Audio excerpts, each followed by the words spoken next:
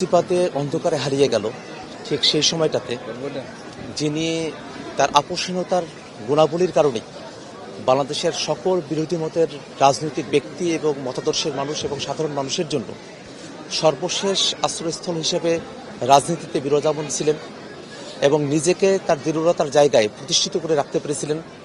বাংলাদেশের ফ্যাসিবাদ বিরোধী আন্দোলন এবং সংগ্রামের কেন্দ্রবিন্দুতে যাকে মানুষেরা সকলেই শ্রদ্ধা এবং সম্মানের সঙ্গে গ্রহণ করে নিয়েছিল তিনি বেগম খালেদা জিয়া। তিনি একজন গৃহিণী থেকে পুরোদস্তু রাজনীতিবিদ হয়ে ওঠা এবং এই বাংলাদেশের জন্য তার বলিষ্ঠ কণ্ঠস্বরকে তিনি জারি করেছিলেন। আমরা ইতিহাসের সময়ে সময়ে আমরা খেয়াল করে দেখেছি যে এই বাংলাদেশটাকে ভারতীয় আধিপত্যবাদ মুক্ত রাখতে, দিল্লির আধিপত্যবাদ মুক্ত রাখতে তিনি সোচ্চার ভূমিকা তিনি পালন করেছেন।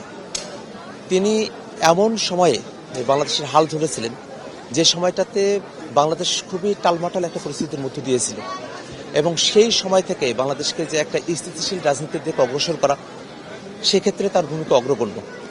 তার শাসনামলের যে ভুল ত্রুটিগুলো রয়েছে তার বাইরে গিয়েও ব্যক্তি হিসেবে তিনি যে সজ্জন রাজনীতিবিদের গুণাবলী আমাদের কাছে পরিদর্শন করেছেন, বিশেষত তার অপোনেন্ট হিসেবে শেখ হাসিনা যেখানে অত্যন্ত কুরুচিপূর্ণ ভাষায় ব্যক্তি আক্রমণ করতেন, প্রতিশোধ পরায়ণ ছিলেন, ঠিক সেই জায়গাটাতে বেগম খালেদা জিয়া তিনি ছিলেন খুবই পরিমিতভাষী এবং তিনি খুবই সজ্জন প্রকৃতির একটা রাজনীতি তিনি চর্চা করেছেন।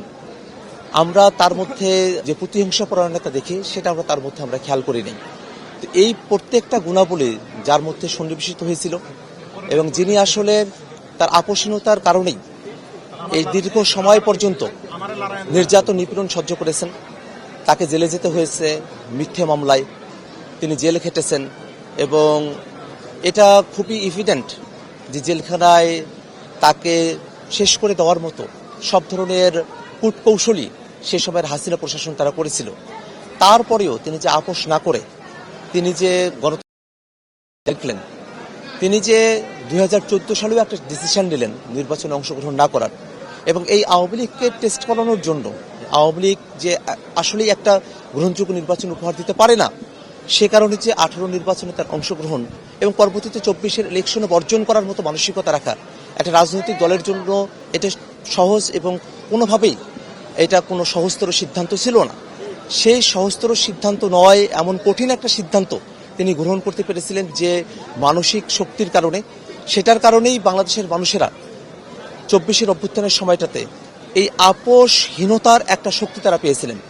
যদি আপোষকামী শক্তির মতো করে, যেমন জাতীয় পার্টি তারা যেভাবে আওয়ামী লীগের শাসনামলকে বৈধতা দিয়ে গেছে, যদি খালেদা জিয়ার নেতৃত্বাধীন বিএনপিও যদি সেই আপোষকামিতার পথটা সেই সময়টাতে বেছে নিত, তাহলে কিন্তু এই 24-এর অভ্যুত্থানের মতো করে আমরা যে এত সংগ্রাম এবং ত্যাগের মধ্য দিয়ে আমরা বাংলাদেশটাকে নতুন করে আমাদের করে নেওয়ার মতো একটা অবস্থান বাংলাদেশে তৈরি হলো, সেটা কিন্তু সম্ভবপর হতো না। এই সবগুলো জায়গাতেই তার একটা অসামান্য ভূমিকা রয়েছে। রাজনৈতিক জীবনে ভুল ত্রুটি মানুষের থাকবেই, রাষ্ট্র পরিচালনা করার ক্ষেত্রটাতেও অনেক ধরনের ব্যত্যয়, অনেক ধরনের ঘাটতির জায়গা থাকবেই, কিন্তু রাজনীতিতে সঠিক সিদ্ধান্ত গ্রহণ করা, বিশেষত ফ্যাসিবাদের সময়কালে এবং নিজের দল অস্তিত্বহীন হয়ে যেতে পারে এমন একটা সময়েও নিজে মারা যেতে পারেন, নিজে শেষ হয়ে যেতে পারেন, তাকে জেলখানায় পৌঁছে পড়তে হতে পারে, এমন একটা সময়টাতেও যিনি এই সিদ্ধান্ত গ্রহণ করতে পেরেছিলেন, তার জন্য আমরা তার কাছে কৃতজ্ঞতা জানাই।